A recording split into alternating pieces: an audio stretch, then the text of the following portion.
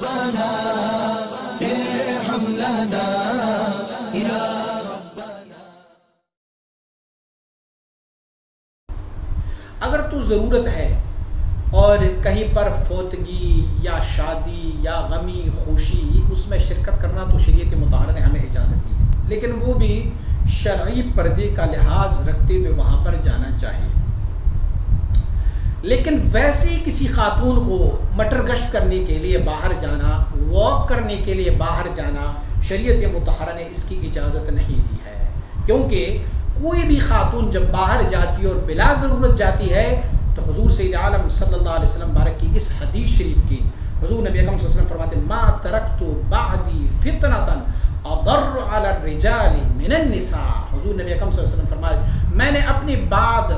سب سے زیادہ نقصان دہ کوئی اور فتنہ نہیں چھوڑا جو مردوں کے لیے ہو ماں سوائے عورتوں کی۔ یہ عورتیں جو ہے یہ مرد کے لیے سب سے زیادہ نقصان دہ ضرر ہے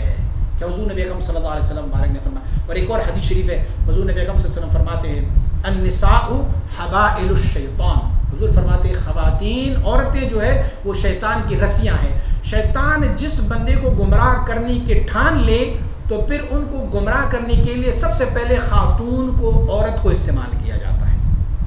تو لہٰذا ایسی خاتون اگر مٹر گشت کر رہی ہے نا، اور اللہ معاف فرمائے ہمارے ہاں تو یہ ہے کہ ہمارے محلے میں سارے لڑکے جو ہے وہ باہر بیٹھے اسی لیے ہوتے ہیں کہ محلے کی لڑکیاں اور خواتین جو ہے یہاں سے آتی جاتی ہے اور وہ پھر بے پردہ ہوتی ہے، لہٰذا ویسے ہی خواتین کو آگے اور محلے میں علاقے میں بازار میں ویسے مٹر گشت کرنا یا ویسے بلا ضرورت گھومنا پھرنا جو ہے یہ جائز نہیں ہے۔